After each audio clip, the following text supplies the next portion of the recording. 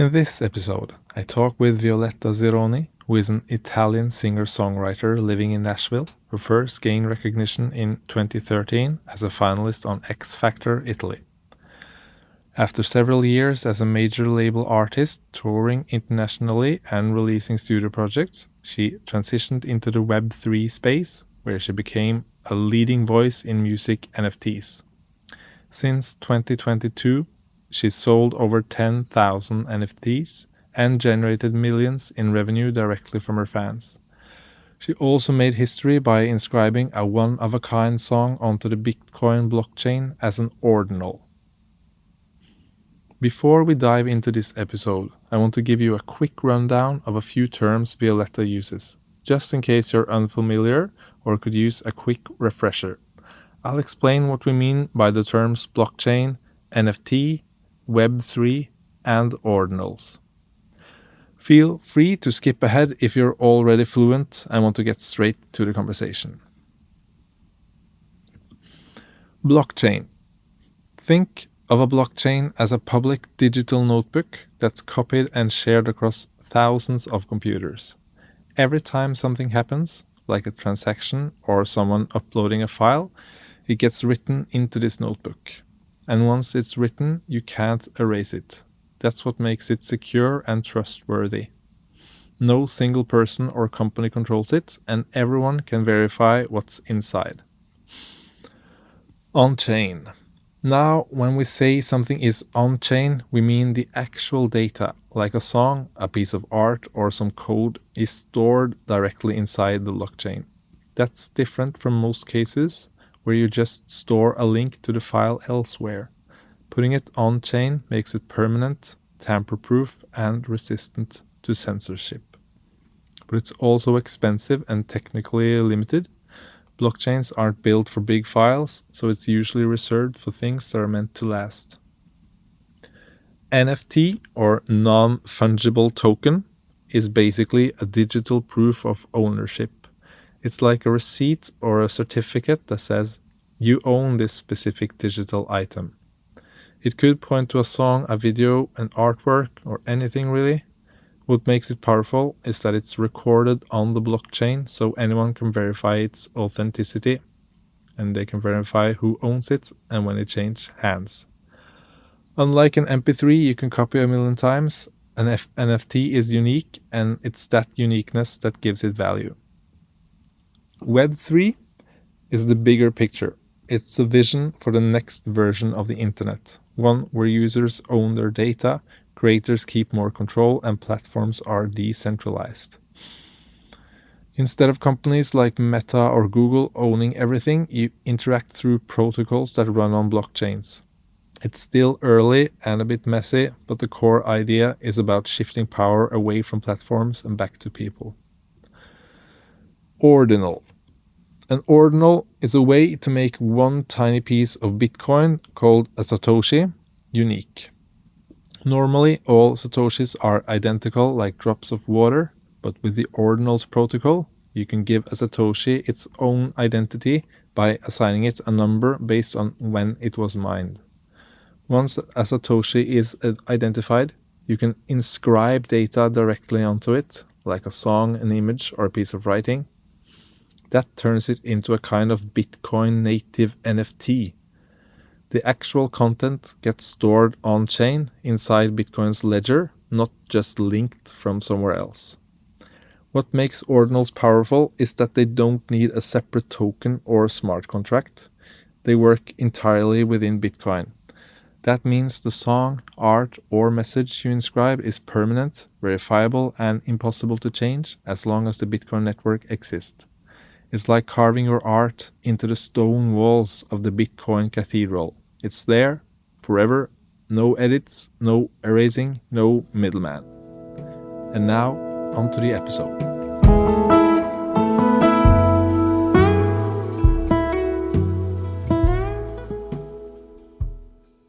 Welcome to the podcast Artificial Art. My name is Steinar Jeffs. I'm a musician and a music teacher, and in this podcast I'll be interviewing guests about technology and creativity.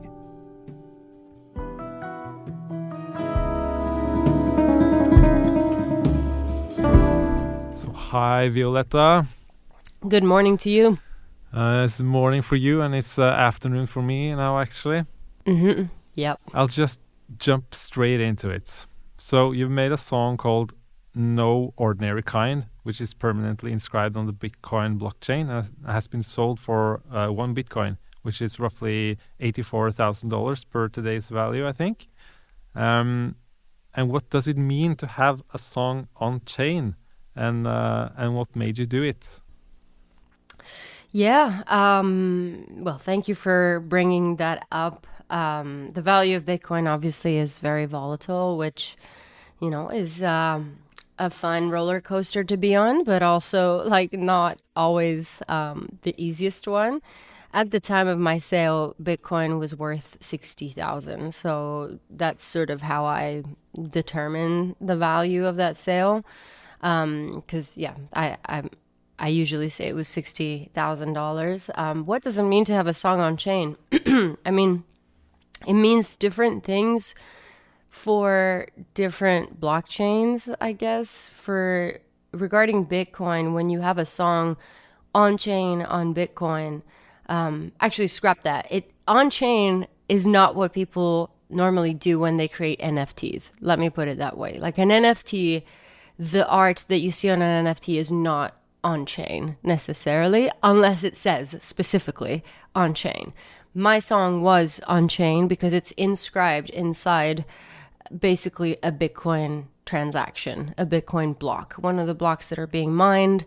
You practically connect some data to a specific transaction, to a specific Satoshi, and you link that data that lives inside the block to a specific Satoshi. So even if I wanted to delete it, I couldn't. And it's sort of now part of the data that Bitcoin holds and that all the node runners can verify. So, yeah. Okay, and what's the difference between that concept and a regular NFT? A regular NFT is a token, pretty much, that you can hard code. So if you're a developer, you can create a token out of nowhere called ERC-721. So there's various one. But the actual data, whether it's a song or a piece of art or a photograph, is not necessarily stored on the blockchain, but it's on a decentralized storage system like IPFS, which could be something like Dropbox, but decentralized, that it doesn't belong to like a corporation, right? Like Dropbox or Amazon. But it's pretty much you put it on decentralized storage and then you link that piece of media to the token that you've coded on the blockchain. Mm-hmm. What made you put a song on chain or go into the NFT concept in general? Yeah, so I've done both. I've done both, and I think both are fine, and both are things that have their use cases, and it really depends what you're trying to do. I'm really not hardcore, maxi on having things fully on chain, or I'm not a maxi for any blockchain. I'm a maxi for using a blockchain when it makes sense for the specific project that you want to do. So for the past 3 years, I've been doing NFTs. I've, created over 10,000 NFTs with my music, and they are on Ethereum. And then the media, the music, and the visuals are stored in IPFS and linked to the blockchain. And that is just, it's a cheaper way to do it for sure. You can afford to do many, many more, and therefore build a community, right? Because you have many, many more assets that you can propagate.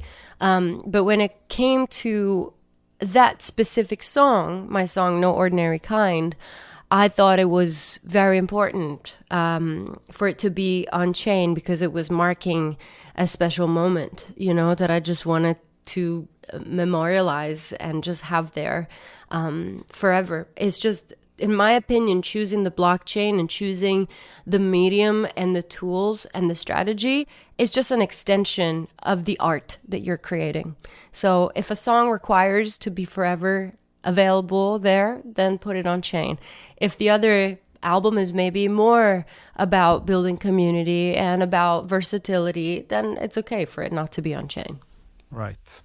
Let's take a step back and talk about you as an artist. When you release your music, you have different options. You could release it to streaming services, or you could print vinyl or CDs or oral transmit it, I guess. But you generally choose NFTs or on blockchain. How come? Why do you do that? Why would an artist want to release their music on chain, and why would an audience want to listen to music that's on chain? Right. So, yeah, it's a really good question. But I think once a really simple concept gets understood, people will really realize why there are substantial benefits in doing this. So, the reason number one is because I was before I started creating NFTs, I was just releasing music in a traditional way through Spotify and different streaming platforms. And surprise, surprise, that wasn't making me any money whatsoever. Like zero, you know what I mean? And I had, millions of streams and hundreds of thousands of listeners. And still, that was not something that was making me a living. And I didn't even get to have information and data on my listeners as much as I would want to, right? No real direct contact with them. And so one thing that NFTs allow you to do is simply sell your music digitally to your listeners directly, right? Without having to go to a third-party platform. And so you make the rules of your business. You decide your price, and it can be as high as whatever you want and as low as whatever you want.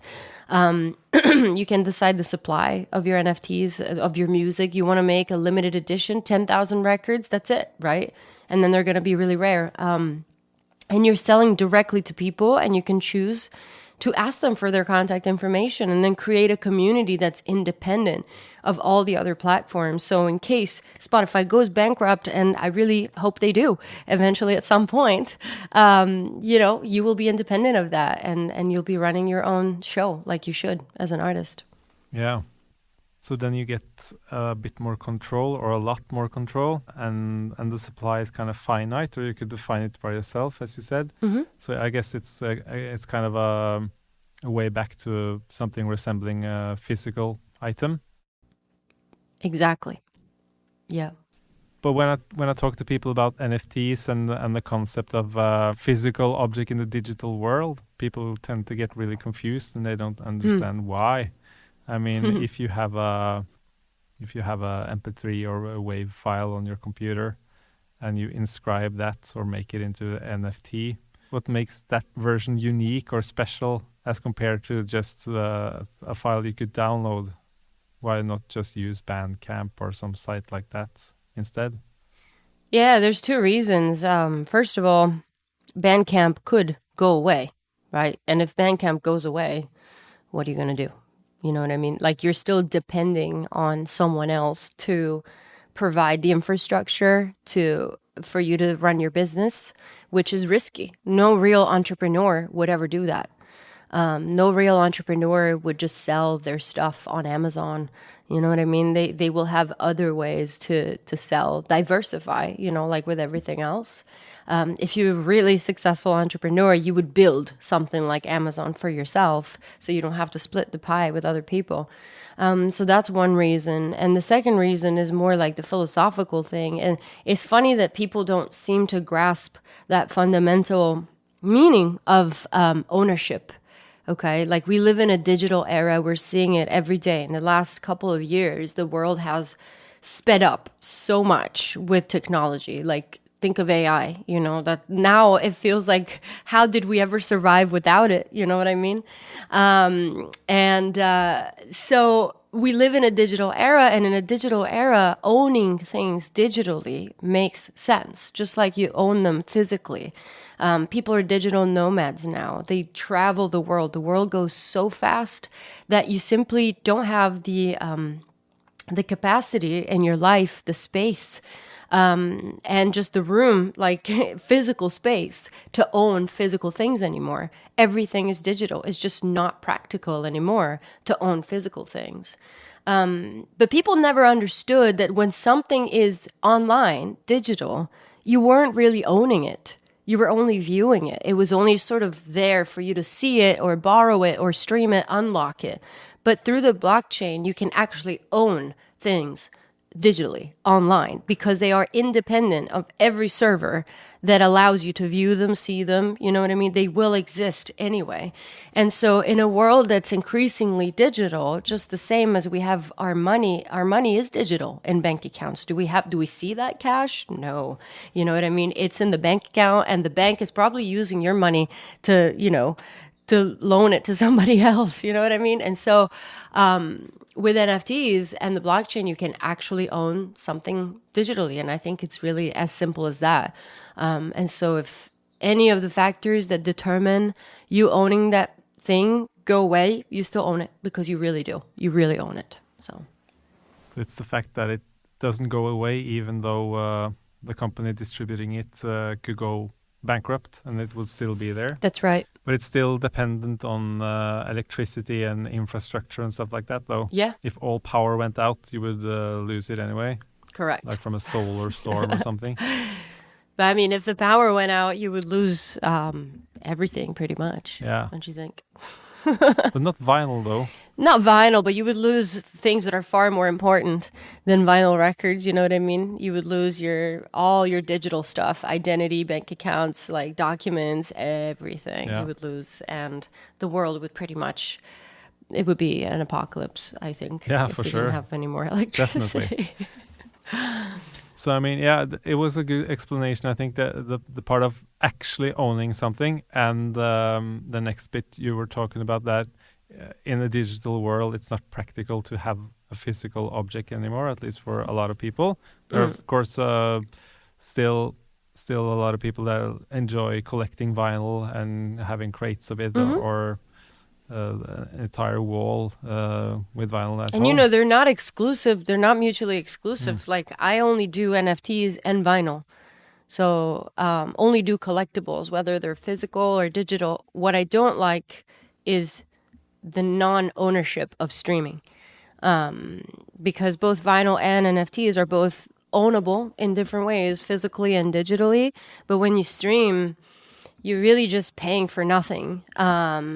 And the person that should be getting paid is not. Even when you buy a movie, like on Amazon, what are you actually buying? Like, you pay $25, to see the latest movie from the Oscars, and then you see it once, and then do you actually own it? If Amazon were to go down, that's not a DVD, you know what I mean? It's just like you're paying more to stream it, basically. Yeah. So.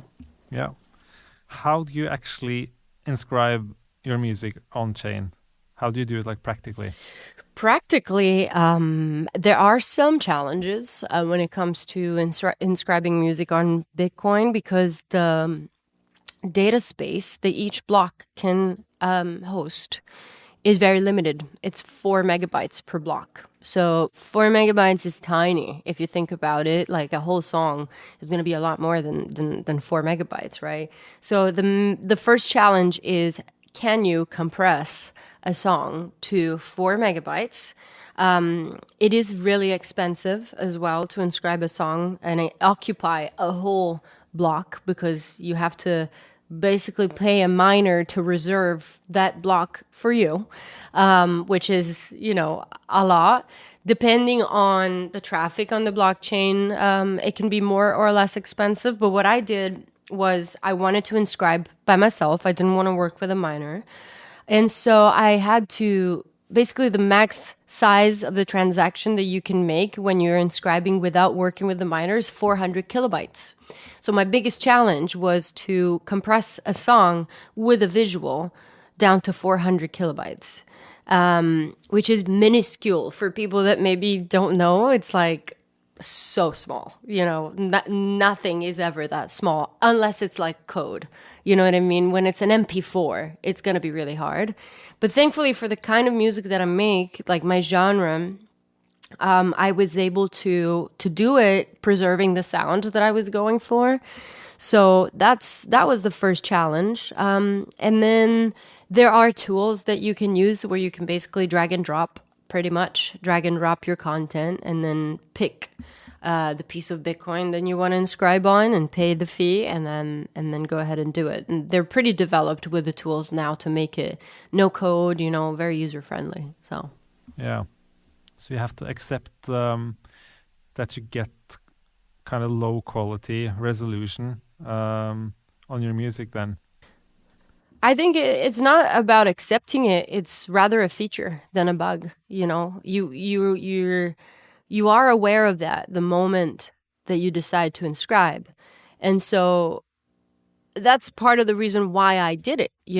What I wanted to do was, here for the first time, I am freeing myself of all the industry's pre-requirements or expectations of having, a certain level of production, a certain, level of being polished, polished song and this and then the other. And all that fluff a lot of times is covering up for a bad song. You know what I mean? And for me, it's like, I don't care about any of those other elements, because the strength that I want to portray the most about me as an artist is my songwriting. And whether it's 400 kilobytes or 100 megabytes, that's not going to change. So it was actually very liberating to be able to embrace the lo-fi-ness of Bitcoin to highlight what really matters to me, which is the songwriting. Okay. But in the other instances of music you've released afterwards, you've used other techniques, right? Mm-hmm. That maybe doesn't require you to compress as much. Right. Yeah, for sure. It really always depends on the song, depends on what your message is. I've really come to the conclusion that all these tools that are available are only an extension of the artistic message you want to put out, and you really have a lot of choice to use different mediums as a canvas for your art, right? So with Bitcoin, it's really cool because you can actually go back in time and pick the like unit of Bitcoin that you want your art to be on based on the date or a specific property. So I was able to find a piece of Bitcoin that was created 12 years ago, the day my career started, and I was able to put my song on that. So it really does become like part of your art. You know what I mean? Yeah, that's poetic. Mm-hmm. So then you inscribed that song, very lo-fi, and you had an auction where the highest bidder bought this unique version of the song, I guess you could say. Mm-hmm. Could you tell us about the auction process? Was it like a lot of bidders or one crazy guy giving a lot of... There was a few. Yeah. No, there was a few bidders that were bidding over a couple of days. There was definitely a jump, from like lower bids to really high bids. The person who bought it really wanted it, so they just made sure the competition was annihilated, which is what you want, I guess. They really made sure the competition couldn't compete. Okay. So that's sort of what happened. Do you know why that person was willing to pay that much? Yeah, they actually wanted to use the song for a project of theirs that was connected. So yeah, they had a reason. That's the thing with music, I choose to offer my collectors the ability to utilize the song for what they want to do. Let's say they have a podcast, right? Or they have their own artistic project that they would like to connect the song to. Why not? If you bought it, you can use it, not directly monetize it. So it's not like they can put it on Spotify and or make vinyl or sell other NFTs from it. But if they want to integrate it in their thing, yes, absolutely. So I think, they wanted to do that. And apparently your music has been traded for $2.5 million or something of the sort. Yeah. And do you get a cut when your music gets traded?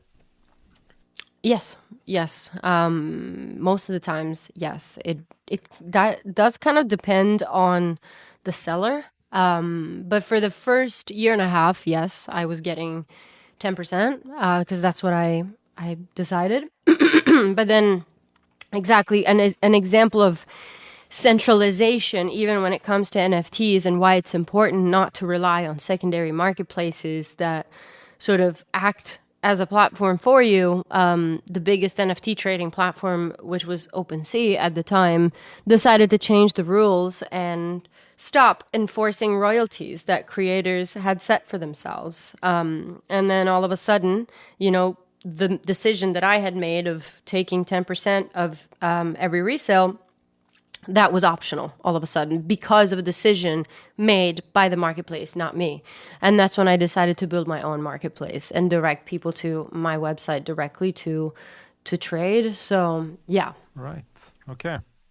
And I've heard some artists use NFTs in a way where they give the buyers a bit of the master rights, so that the audience also has an incentive to market the music, I guess. Have you tried something like that? No, I haven't done it yet, but I think it's a really good idea. I really do think it's smart, to empower your community to be your biggest marketing force. You know what I mean? Because they're directly invested, they have a direct potential return, and also they want to support you because they're your fans. So all that combined, I think is a winning combination for sure. I haven't done it because I didn't put my songs out on like platforms or streams that the master would, have any like return on. But if I ever were to do that, yeah, I think I would do it that way. In terms of NFTs kind of resembling the physical world in a way and attracting collectors and stuff like that, there's always been this tension between art and value. And if you think about like a billionaire locking away paintings in a climate controlled vault, treating them like stock portfolios, the NFT market could mirror this dynamic, like limited supply, high demand, speculative value. And do you ever worry that by embracing scarcity and collectibility, we're just recreating the same system that made art inaccessible and commodified in the first place? I mean, how do you reconcile the desire to give music value with the risk of it becoming a luxury asset for the few? See, I believe music should be a luxury asset for the few. So for me, that's great. You know what I mean? Like, that's what I want. Because music's been devalued too much. And it's inflated. You know what I mean? Like, there's way too much music. It's out of control. We don't know what's AI music, what's not AI music. We don't know how these platforms are literally controlling the monopoly for music. So I'd much rather music be commodified by people than by corporations like Spotify or Apple, because they have more power than the individuals, whereas I believe the free market should be there for music, and it should be in the hands of the actual consumers, the actual recipients of the art in the first place. And I don't necessarily think that all music should be a luxury asset for the few. I think music should have the freedom to be that, right? That an artist should have the freedom to aspire to be that every artist should be able to dream of their own version of their music career and not have to stick to the one lane. I believe some music for sure, should be a luxury asset for the few. Like, why can that be the case for every other industry but not music, right? Why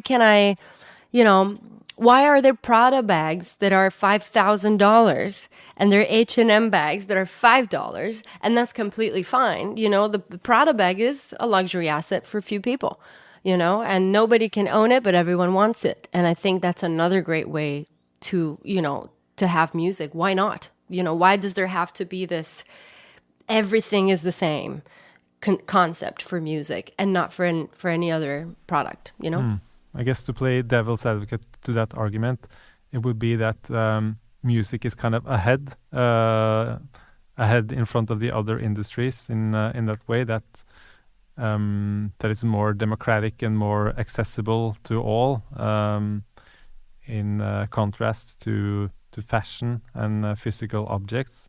Kind of a hippie way of looking at the world would be that the world would be a better place if not if art wasn't commodified in that way, if it's had other incentives than just the market and economics of it all. Yeah, the problem is that, I mean, in a perfect world, you know, where we didn't need money to live, yeah, I agree. You know, what is it? The best things in life are free, right? Like music is for everyone kind of thing. I agree with you, like in an ideal perfect world, but that's not the world we live in. And, you know, right now, I disagree with you that music is ahead of the curve with this because it's not. It's in the hands of few. It's not democratic. There are about 3 people in the world. One of them is our friend Daniel Ek, who literally decides what happens to every single artist in the world. So that's the opposite of democratic. That's actually a monopoly under a dictator, pretty much. And like his record labels, the record labels around him. So artists need to get paid if they want to continue to make music. If we want music to be a global resource that makes the world a better place, I agree with you. That's what music does. But we need to protect the creators of music. And right now, they're not being protected. So, yeah. I think we have a lot of work to do before we get to your, you know, ideal world scenario, which I agree would be the best. Yeah. Just to be clear, I don't actually disagree with you, just playing devil's advocate. Yeah. No, this is great. But I mean, I'm also conflicted between the two scenarios because on one hand, I kind of believe in an openness and free supply of most things. But on the other hand, you also have to take into account what's practical and what's pragmatical in terms of being an artist or being a composer. And nowadays, basically, the only alternative for artists is to travel and play, tour constantly. Right. And that's okay when you're in your early 20s and, you know, before you start a family or have other priorities. So that kind of makes the entire music industry only accessible for a certain kind of person. Mm-hmm. And I think art should be more evenly distributed among the population in terms of age and sex and race and whatever. And that's a part of it's the economic situation. So I'm definitely in agreement with you that it should be possible to make a living from music, not exclusively through touring. Right. Yeah. It's kind of a technical thing to be delving into the world of Web3 and NFTs and stuff like that, and it's probably a good idea to be early. I don't know if you would be able to auction off that same song today for the same amount. There's kind of a momentum or hype that goes along with NFTs being an early adopter. And wait, you don't think I would be able to do it today? I don't know. That's a kind of an open question. It didn't happen very long ago. It was only like 3 months ago. Yeah. 4 months ago. Time's moving fast. So. Do you think so? That you could release another single now and get the same amount? 100%. Of course. I mean, it depends. It depends on your song. It depends on many factors, but I don't think it's necessarily a matter of that was momentum, because I didn't come into NFTs during that craze that there was in like 2021, you know, when like Bored Apes were, you know, $500,000. I wasn't there then. I started like a year later, pretty much, when it was sort of starting to fade. I think, you know, I think anyone can do this. Like, I really don't think music has this, like, obviously being early is good because you get to learn about the technology before everybody else. And so you have that first mover advantage because you just know of a secret that nobody else knows in terms of the tech, you know? And then you can also teach other people, and you can help shape this tech based on your needs. So that's the real advantage of being early, because I can work with blockchain companies and developers and tell them, this is how I think it should be. I can have an input on the future of the music industry. That's the real first mover advantage. And so you can sort of move things around in a way that is convenient to you. But I think, I could do it again, if I wanted, if I had a song that had a collector that was interested. I really don't think it's necessarily something about hype. I worked really hard to find that one person. You know what I mean? I also didn't just like put it up for auction and see what happens. I definitely fostered a community for years and traveled the world. And I played 33 shows and took 47 flights around the world last year to really like market myself. You know what I mean? Yeah. Okay. So you had an interested collector beforehand to that particular song?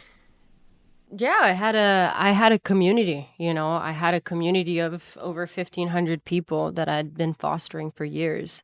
So it's, you could say the hype thing about maybe some artists that put out an NFT like in 2021 and out of the blue it just sold for like $1 million. That happened. It didn't happen to me. Yeah. It certainly didn't. I really wish it happened to me, because I would make it so much easier. But regardless, I think it's easier to sustain in the long term if you really have control of, who your community is. And just like any other visual artist, it's not like you're going to just, put your art in a gallery and hope that someone comes and buy it. No, you have to foster your community, like meet collectors and foster relationships. And especially when it's a smaller community, and it's not millions of people, you have the capacity, the ability to entertain those relationships, Yeah. And that seems to be a talking point I hear a lot these days, in terms of being an artist in 2025, that building and nurturing a community is really important. Yeah. And so for that reason, for your sake as well, is probably better in the long run that you had to foster a community instead of riding the hype train and just doing a one-hit wonder NFT, I guess. I agree. Yeah. Is your fan base different now, post Web3 than before? Maybe. Or maybe you didn't know your fan base before in your label There's days. that, for sure. Yeah, there is that. I didn't know them as much as I know them now. Like now I have a really special relationship with my community, like we are beyond just fan and artist. Now we are team members, friends, collaborators. We're just like in this together. It's a really, really cool relationship that I have with them. Before, I would only really see them indirectly at my shows, One thing that I've noticed, though, and that really surprised me positively was, how in the music industry, in the traditional industry, people from labels or managers, they often try to figure out like who's your target audience, right? What's their age range, gender, location, what other artists do they listen to that are similar to you, right? And so I always thought I had a specific target audience. It was this kind of people, this category of people.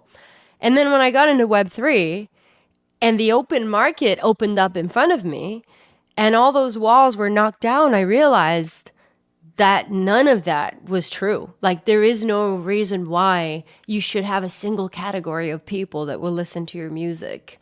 That actually people that didn't fall into that description of the category that the label or my manager had made, they were like my biggest fans all of a sudden, and that's the best thing ever, because maybe, some people even came to me and said, I don't think I would have listened to your music if I just heard you on the radio necessarily. But then I get to know you and I get to be part of your journey and I get to get insight behind your song creation and how you build your career and live your life with you a little bit. Then I've become your biggest fan because it's so much more than just the music. The music, even for music artists, music is just an extension of us, of who we are. And I think fans should be able to see what's beyond that. Yeah. And that's kind of the beauty of decentralization in general, maybe, that you don't have to cluster people together in terms of knowing who your audience are. Because it could be a 20-year-old from Indonesia and a 6-year-old from America. And Yeah. spread all over the globe. And then they come together and they, I've had so many people become best friends and even started dating each other because they met through my community. All right. It's awesome. That's nice. You delving into this tech frontier, does it bother you, or do you think about if that takes away the focus from the music? I actually made an April's Fool's joke yesterday on my Twitter account. And I said it didn't land very well. I don't think people understood it. But I said artists should just focus on their art and let others take care of the business side. And that was a joke. That was my April's Fool's joke. But people were like, "Yes, that's right." No, absolutely not. I've talked about this a lot. Like, yes, it does take away from the music. Yes, it does take time away from your artistic creation. But it's worth it. It's absolutely worth it, because that time that you can dedicate to your music and to your art and your creative expression, you're going to be in control of it, and you can actually do it the way you want. You can monetize it yourself, but only if you have a full grasp and tight grip on the business side of things and on the tech side of things. Like, we know, all the biggest, most successful artists in the world, they know exactly what goes on. They know what's going on their social media. They know what's going on in their business side of things. And yes, they don't have a lot of time to just sit in their room or in the studio and write songs. Taylor Swift is on tour 12 months out of the year. Of course, she misses probably being at home, and making music all the time by herself. But she knows that she can't just do that. You know what I mean?